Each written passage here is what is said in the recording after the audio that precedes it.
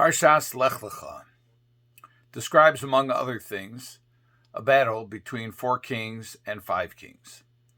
It's noteworthy because, first of all, it's in the Parsha, and secondly, Lot gets captured.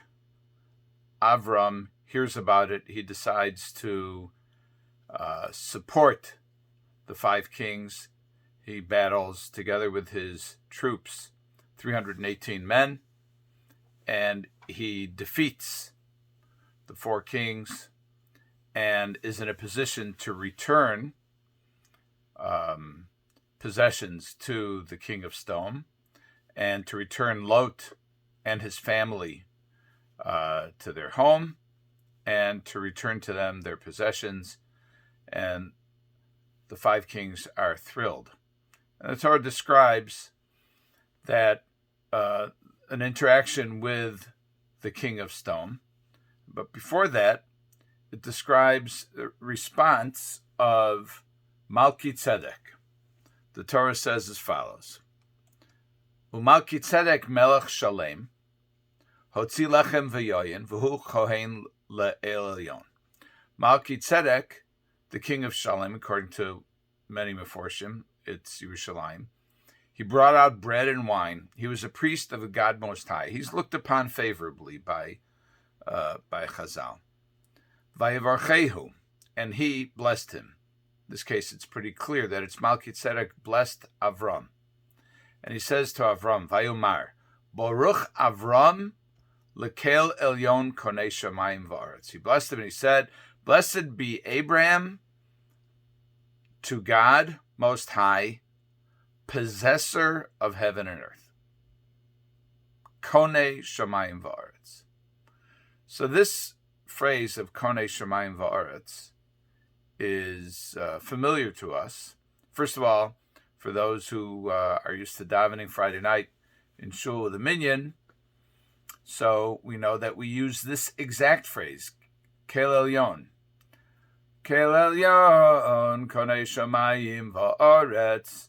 So this first came out of the, at least recorded as having first come out of the mouth of Malkitzedek.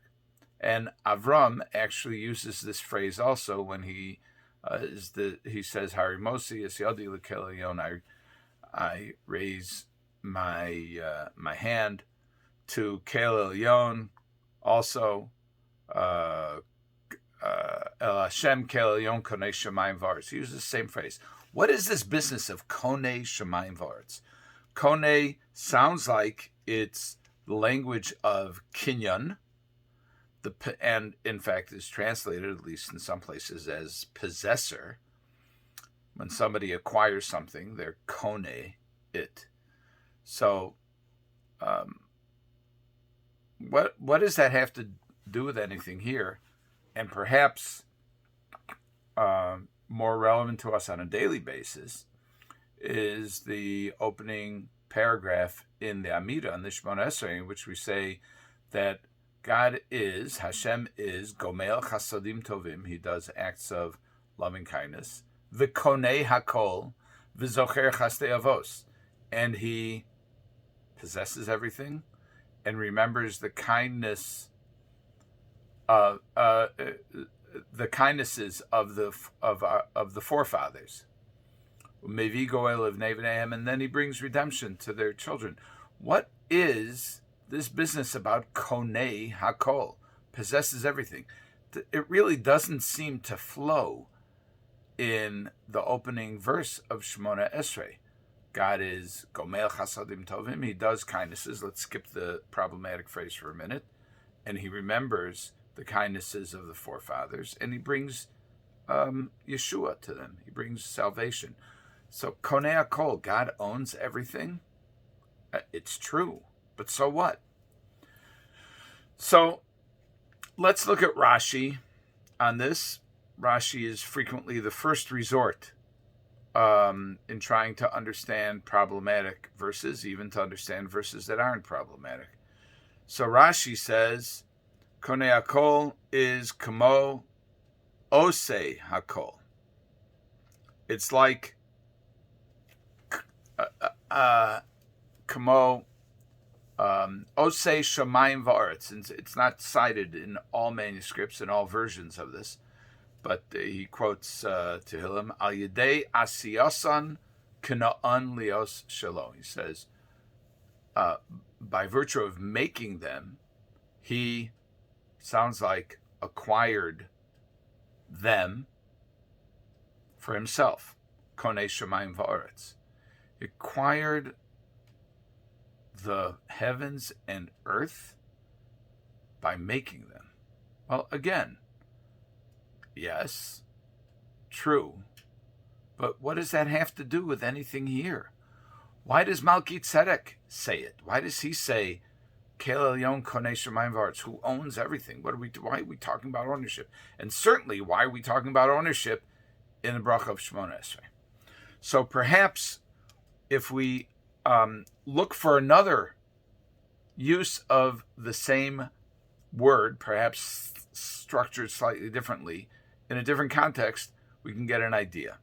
If we look at Parshas Hazinu, the Torah says, that's in 32:6, Lamed Beis Pasuk Vav, Hal Hashem tigmelu zos, is this how you pay back God? Am navo v'lo chacham, foolish people, not wise. Halohu Avicha kanecha, he is your father, your Konei. We don't know, your possessor, who bought you. Hu ascha, he made you vayechonenecha. So we see there is a relationship in the very verse between kanecha and ascha. So he acquired you and he made you. So let's look at Rashi here. What does Rashi say? Halohu Avicha kanecha. Rashi says it has three meanings. Kanecha, who acquired you.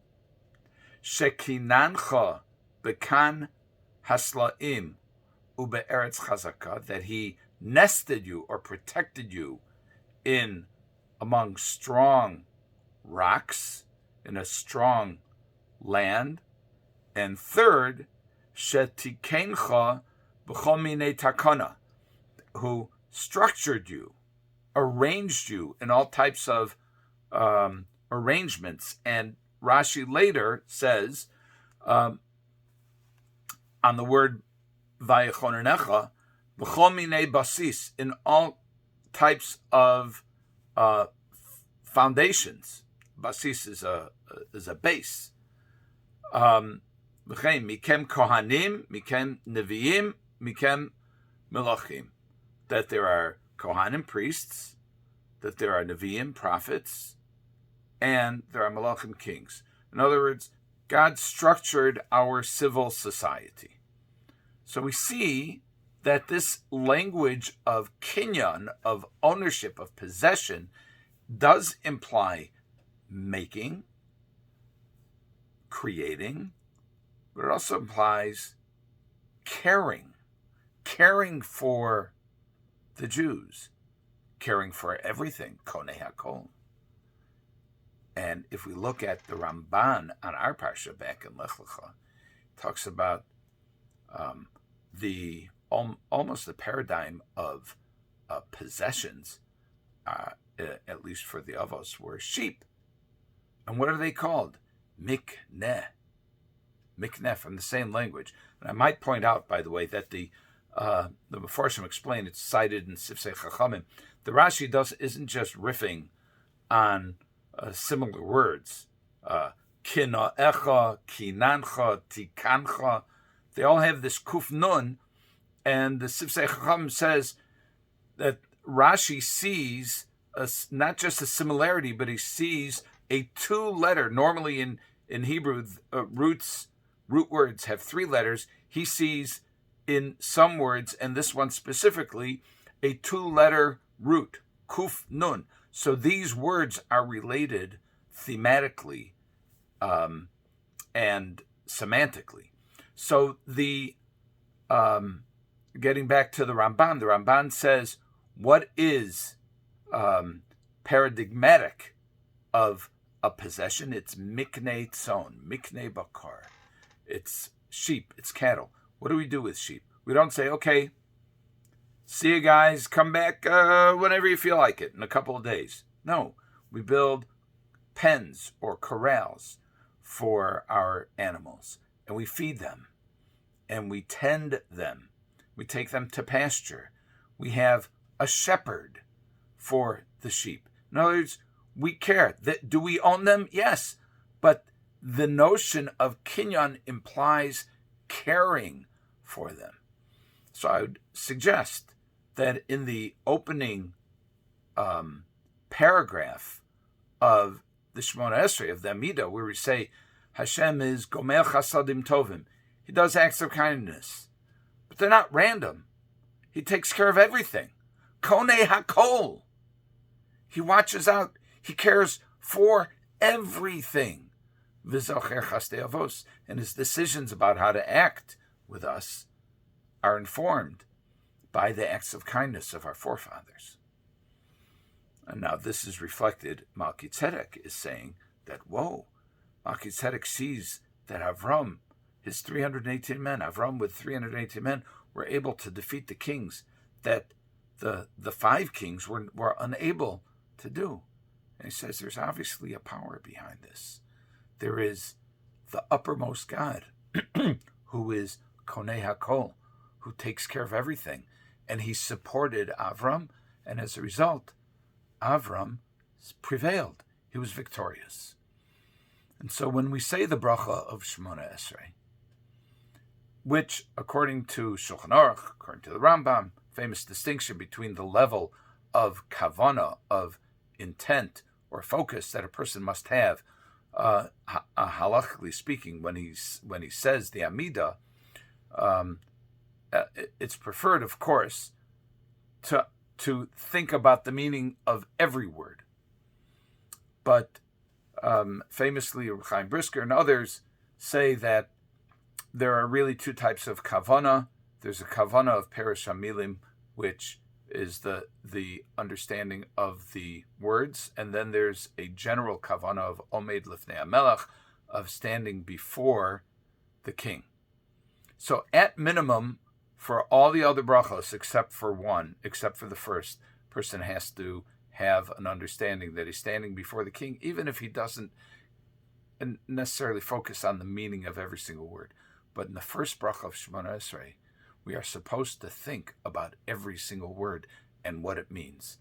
And I suggest that the words Konei hakol, when we invoke them in connection with the Almighty, and in the first paragraph of the Shemona Esrei, refer to God as taking care of absolutely everything.